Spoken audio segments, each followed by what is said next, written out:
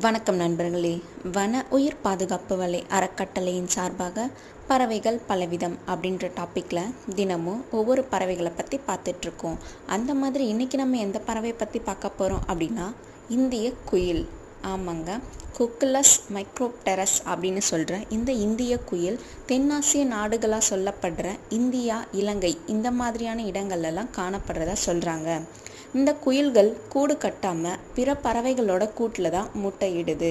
இந்திய குயில்கள் எப்பவுமே காகத்தோட கூட்டில் தான் முட்டையிடுறதா சொல்கிறாங்க.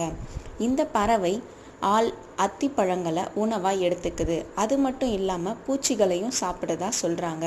ஆனால் இதுக்கு ரொம்ப பிடிச்ச உணவாக பழங்களை தான் சொல்கிறாங்க. இந்த குயில்கள் புதர்களில் இருக்கிற செடிகளோட பழங்களையும் சாப்பிட்றதா சொல்கிறாங்க. கம்பளி புழு, பூச்சி இதையும் சாப்பிடுது.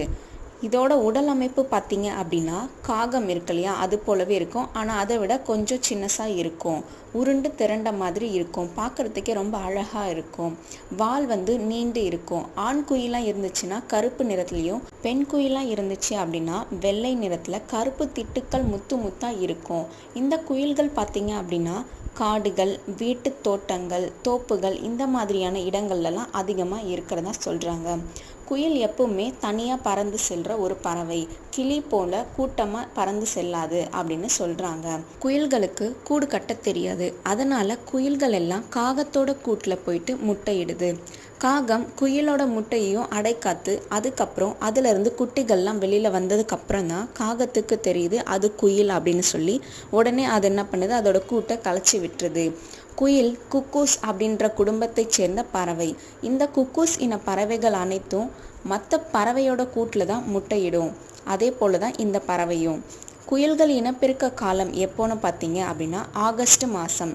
இந்த குயிலோட முட்டை பார்த்தீங்க அப்படின்னா இளம் சாம்பல் பச்சை நிறத்தில் இருக்கும். காகத்தோட முட்டை நிறம் பார்த்தீங்க அப்படின்னா இளம் நீல பச்சை. ஆனால் குயிலோட முட்டைகள் பார்த்தீங்க அப்படின்னா காகத்தோட முட்டையை விட சின்னசாக இருக்கும். இந்திய குயில் பறவை பற்றின இந்த இன்ஃபர்மேஷன்ஸ் உங்களுக்கு யூஸ்ஃபுல்லாக இருக்கும்னு நம்புகிறேன். இதே மாதிரி வேற ஒரு பறவை பற்றின இன்ஃபர்மேஷன்ஸோட உங்களை சந்திக்க இருப்பது உங்கள் தோழி ரம்யா. நன்றி.